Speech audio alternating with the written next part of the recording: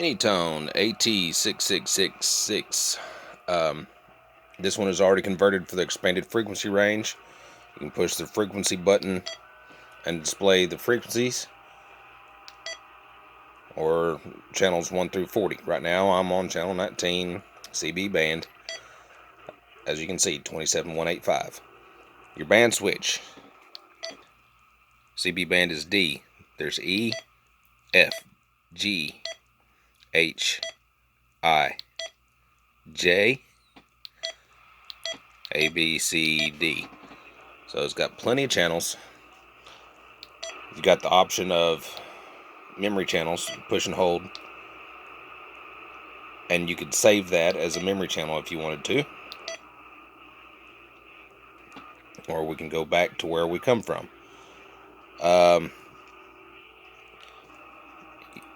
Menu, you can push and hold, change your color, which it comes on white.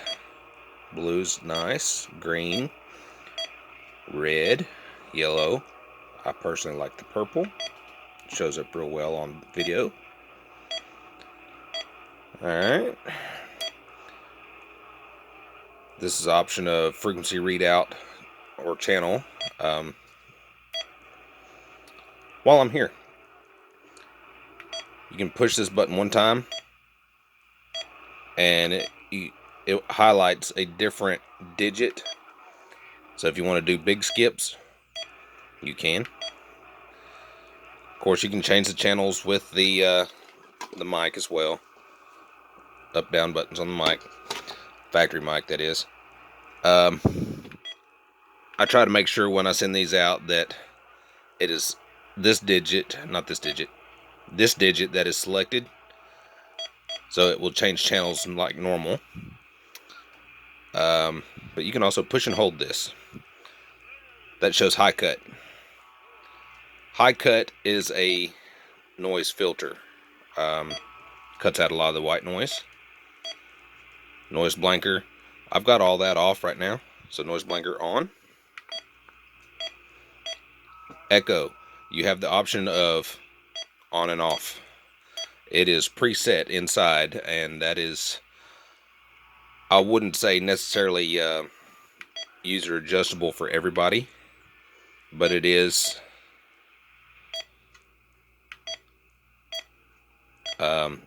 adjustable. You know, your 10K, if you wanted to use a 10K function, it is, you push and hold this channel selector and it'll take you into the menu. You scroll through and you get your 10K.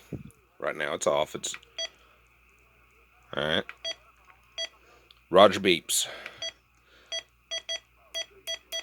There you got options of off and 5 different Roger beeps. These have a very distinct sound. Alright. Let me get back in the menu. Dtmf tones. For the average user, you're not going to need, but if you need Dtmf tones, then you know what they are and you know how to set them. That's how you get to them. Back to high cut noise blanker. Alright, that's all there. Now the regular menu button.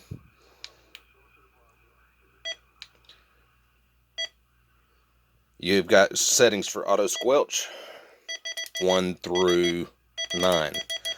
I've got it on 1, which is the lowest setting. Now your squelch is here. And at a certain point, if you turn it all the way down, the auto squelch kicks on. You raise it up just a little bit, and it's like there's no squelch at all. And then you have the regular adjustable range. It'll actually show you on the display 0, and then it's gone, okay? So that's something that messes with a lot of people. Your clarifier is here. There is, in the menu, there is an option of, the beep that every time you push a button, you can turn that on and off. Indicator, you can choose what it shows you. DC current, SWR, and I put them on total, which shows both. Mic, that is your mic gain control. 0 to 36. Alright. That one I don't use.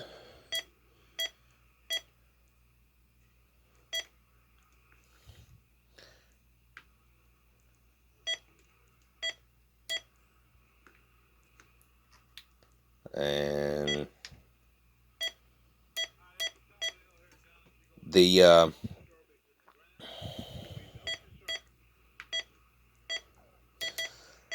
FIN as your fine adjustment, that's your clarifier.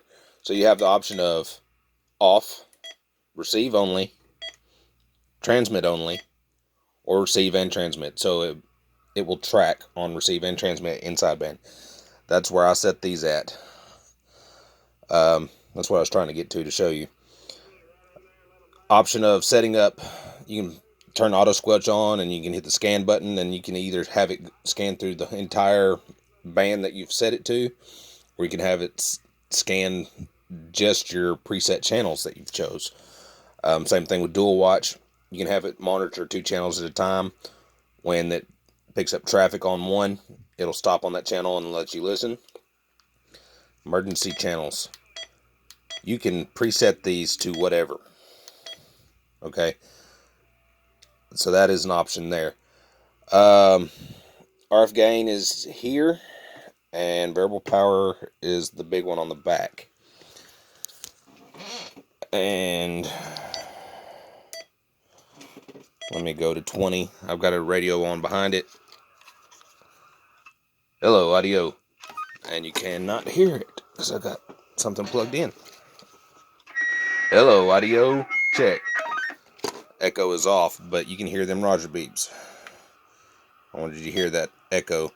I tend to go ahead and preset these because it's not really user friendly with those little tiny controls. Hello, audio. Check, check, check. Of course, being really close to that, you're going to hear a lot of feedback.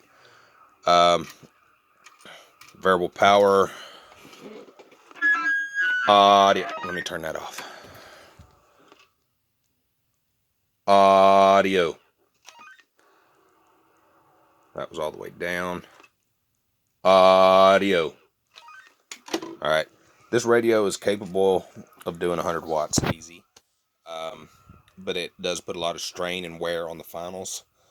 I usually top these out around 70, 72 on the top end, and let them do around 50 on the bottom end, with something like a 1.5 watt dead key on low, up to about 15 on high. FM, I lock it down around 20 on high, and from there, when you go down, it'll go down to about 5 on low on FM. Sideband, they'll do about 90 comfortably. Basically, just because it's capable of doing it, don't mean that it will do it for a long time. It's better to back them off just a touch. Out of the box, you get about 10 watts peak on the low end, and about 35 peak with it wide open. So that's definitely woke up a lot from factory settings. What a lot of people don't understand, this is basically the same chassis as the Striker 447.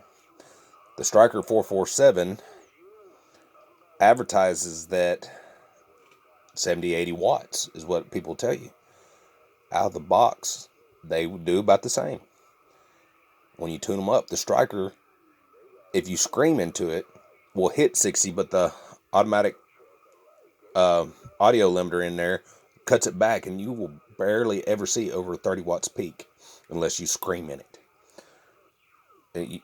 Even if you do a swing kit, even if you bypass it, that they just do not comfortably get above 35-40 watts. And they will occasionally have peaks of around 60. They set right up with a limiter still intact. Cleaner, safer. Personally, more bang for the buck. So, for using the same final setup, more channel capabilities, a lot of menu-driven features. For some people, the menus are a deal breaker. Some people are just buying the name because they want a striker. Bang for the buck. You get more for what you pay for on this one. So I hope that helps you out.